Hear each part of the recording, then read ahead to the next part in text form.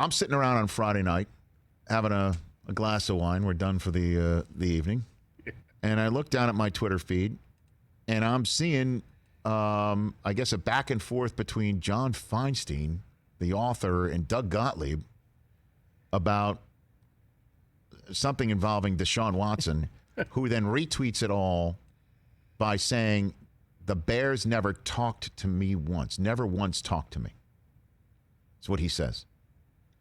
And they were talking about the choice of Trubisky over Watson and Mahomes, and how I guess Doug Williams had said that race was involved in that, and Doug Gottlieb took an issue with that. But Deshaun Watson just chimed in on this conversation saying the Bears never once talked to me, never once in capitals. So I retweet that saying, meanwhile, this just in from the 2017 NFL draft. Because this, to me, even though it's now being made about Watson's veracity, this to me has to do with not Watson, not Mahomes. It's got to do with Trubisky. Because I tweet that out, again, this just in about from 2017 draft, because that would be absolutely insane if the Bears had never once talked to Deshaun Watson and then traded up to get Trubisky one spot. And now we're seeing Watson and Mahomes do what they're doing. Again, in doing what they're doing, we have not batted an eye. Nobody has. That the NFL decided to open the 2020 season with a matchup between Deshaun Watson and Patrick Mahomes. They could have easily said, we're going to raise the banner in Kansas City on Sunday night, but we're opening up Brady versus Breeze. And told Fox, you'll get the other game later in the season, but NBC is going to get the first Brady versus Breeze in the way that they're getting the second. They could have easily said, we're opening up the 2020 season with the biggest piece of filet mignon possible. Brady's first game as a Buccaneer, and he's taking on Breeze. There's two of them. We'll give one to NBC here, and Fox, you can get the one later in the season.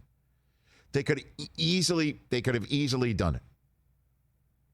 And instead, they went, because last year, if you remember, they went Bears-Packers to open the NFL 100 season and then raised the banner in New England on Sunday Night Football on NBC. Could have basically said that worked out so well last year. Thursday night is no longer for raising the banner for the Super Bowl. It's going to be whatever we feel is such a great matchup. Brady Breeze could have done it. Instead, no. They're going back to the tradition of the Super Bowl winner hosting the first game, first Thursday night game, first game of the season. And what are we going to do? We're going to get Watson and Mahomes. And none of us we're all like, absolutely, we're all in. These two dynamite quarterbacks, let's see it. It's the 21st century, and the kids are all right, and let's go. And the problem is that the Bears went with the other guy over these two.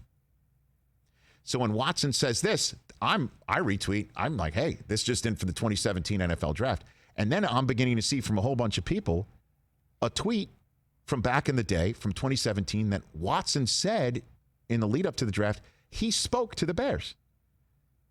And I'm like, how about that? And then I looked, oh my God, that was a tweet that Brockman sent out during the interview on the Rich Eisen Show. 3 years ago. 3 years ago. So it was our shit. So I text you, I'm like, can you look up that video, please? Yeah. And you're sitting around Friday night looking up the video. Yeah.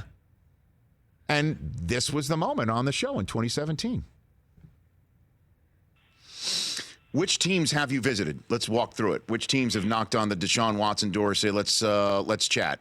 Give me some names, please. I have the Kansas City Chiefs, the Cleveland Browns, Jacksonville Jaguars, the San Fran 49ers, Arizona Cardinals, and then Houston Texans, the Jets, and the Buffalo Bills.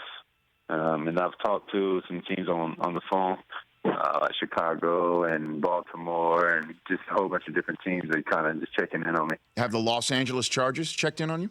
Oh, yeah. I forgot about them. Okay, yeah. The Chargers. So there you have it. So now I put that out there, and Doug Gottlieb puts it out there in the direction of Quincy Avery, who is also very vocal on this subject because he's Watson's throwing coach. And Watson's throwing coach was saying essentially that Every year, players are instructed by their agent to leverage the media so that teams feel that there is more competition in the marketplace than there really is. And that was liked by Deshaun Watson. So, look, if Deshaun used me to get out the fact that the Bears and him were talking to try and get interest, buzz, I guess I got used. That's fine. I mean, he seems like he was being honest about everything at the time, and I don't know what buzz you need to create by saying the Bears when you're mentioning 5 or 10 other teams where none of them. Look, I don't want this to be about the veracity of Deshaun Watson, even though many people makes it that way, and all it's going to do for Deshaun Watson is nothing because he's going to get paid $35 million plus, and he's deserving of everything that's come his way, and he's starting the season for a reason because he's dynamite. To me, this is all about Trubisky. And that is, I know I had fun with it at the opening of the show the day after last Friday when we came off the schedule. That's going to be, everybody's going to be pulling up a chair to watch that game except for the Browns front office. I mean, the Bears front office and Chicagoans. Because if he didn't talk to the Bears, and he's saying today that the Bears never once talked to him, even though the Bears went to his pro day en masse, and they never sat down with him? Seems unlikely. It seems unlikely, and he did say that he spoke to him at least once on the phone. But to me, they still didn't choose him. And whether he did speak to him or not, the Bears chose somebody else, and that guy's going to have a ton of pressure on him, man. Another Chicagoan with a last dance that we're ready to talk about. I'll tell you that. But that was interesting that all of a sudden, right in the middle, Friday night, Saturday, I'm like, okay, one from the vault.